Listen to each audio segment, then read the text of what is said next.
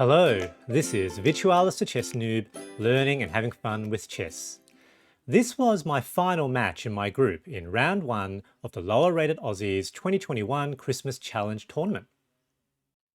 I was very happy to 1. Have won this game, 2. Won using my favourite opening, the Vienna Gambit, 3.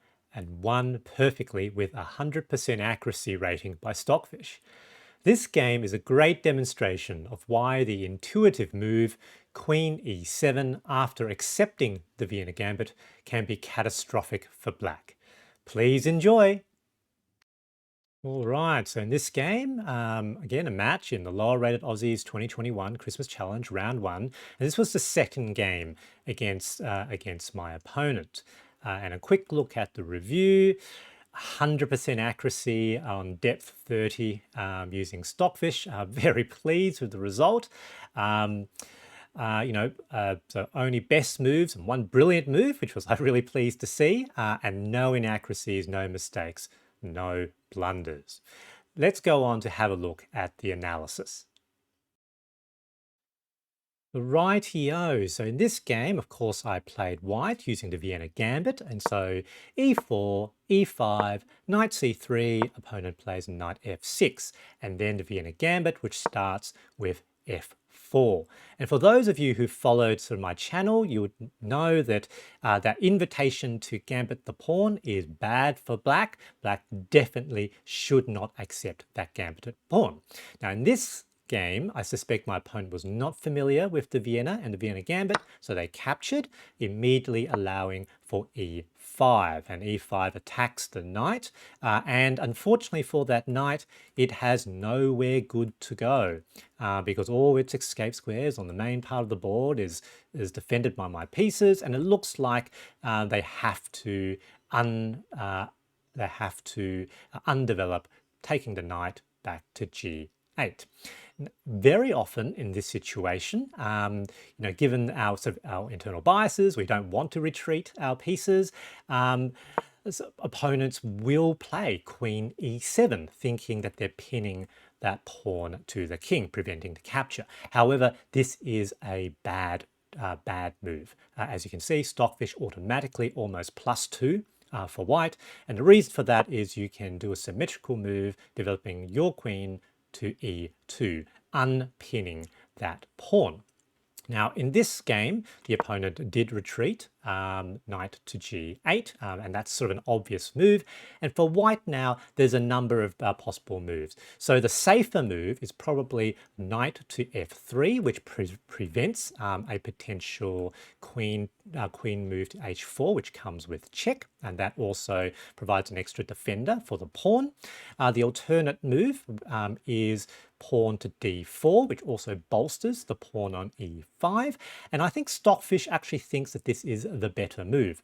I think the knight move is the safer move. It's a move that's less likely to cause trouble, and it's easier to play.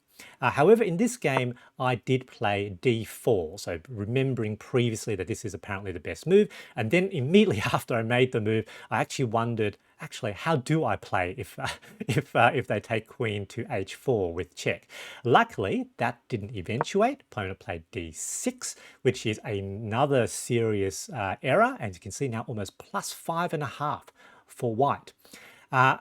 Now, there is a possibility of playing it safe with sort of the knight to f3, again, preventing the queen move with check. However, I didn't want to lose that pawn. So what I decided to do was to play a little bit more adventurously, to play a little bit more aggressively by immediately playing knight d5, which of course attacks the queen, also attacks the pawn on c7, and potentially a fork of the king and rook, so potentially winning a lot of material. So things are looking dangerously for black.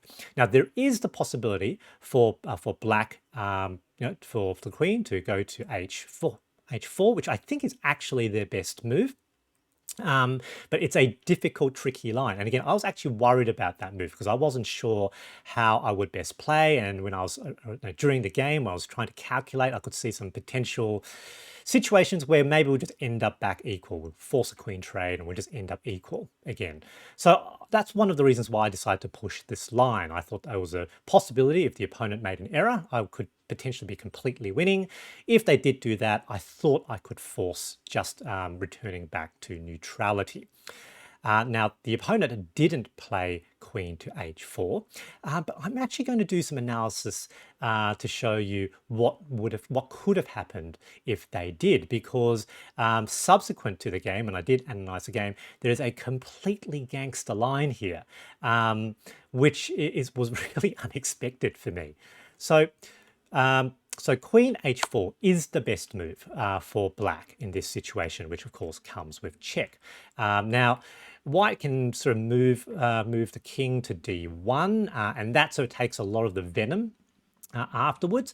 But you can just straight out block with g3, and that almost looks like a mistake for white because, you know, obviously pawn captures pawn, and what is obvious in this position is you simply cannot capture back, because if you captured back, then the rook is hanging. It looks like if you didn't do anything, that, you know, the next time that pawn moves, that again comes with check again, and then, you know, that pawn is looking for promotion. So that it looks like a really, really powerful move for black. But there is now this gangster move with bishop to g5, attacking the queen. And again, this looks like a desperate sort of move because it's basically gambiting the bishop. There's no obvious way I can recapture the bishop, and so the obvious thing for black to do here is to capture bishop.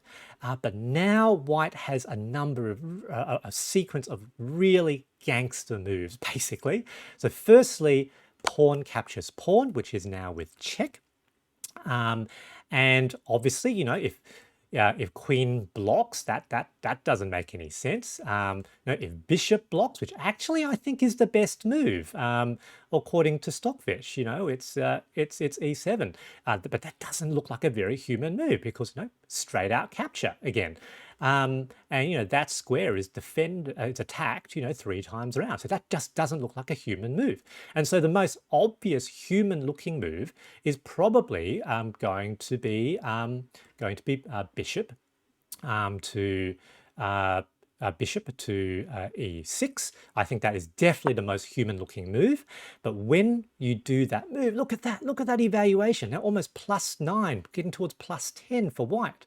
And the reason for that is you now have queen b5 with check. And here, you know, if the opponent makes the wrong move, it's practically close to checkmate. So if they move king to d8, then it's check. Obviously, they can't take back. So the king is forced now to c8, and then it's check there, and now checkmate. So obviously, that's a potential checkmate line. So the king cannot simply move to that square.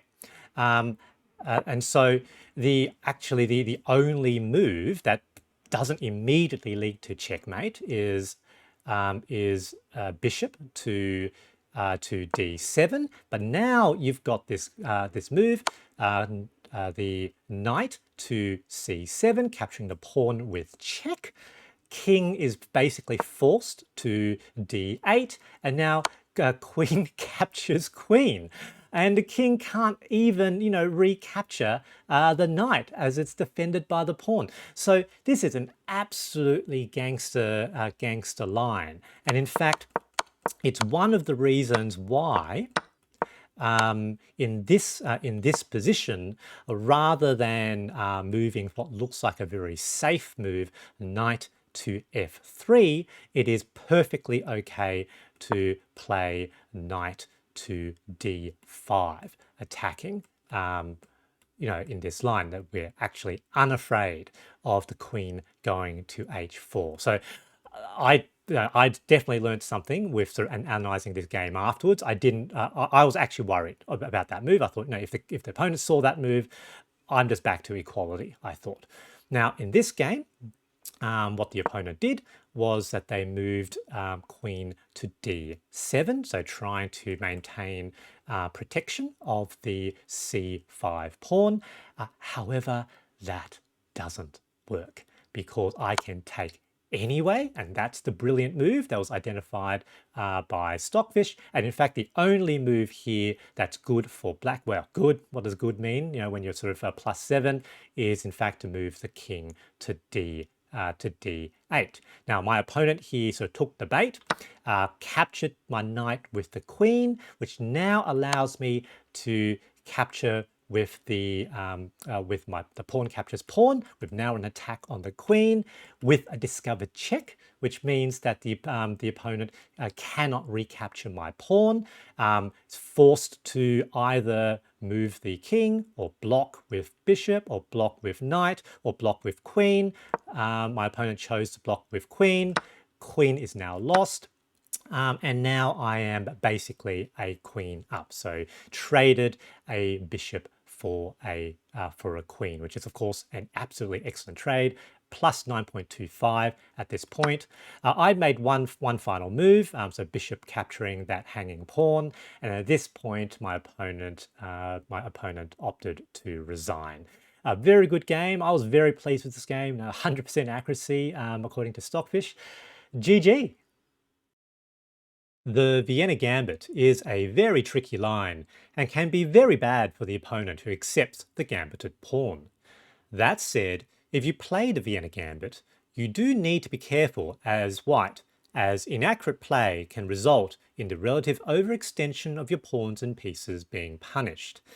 This was my final game in round 1 of my group, and of the 8 games I managed to win 6, lost 1 and drew 1. Some of my opponents have a few games left, but I'm fairly sure that I'm the winner of this round in my group, as it isn't possible for the others to exceed my score. I'm very happy with the outcome. I'm looking forward to round 2. I hope you enjoyed this video, and thanks for watching.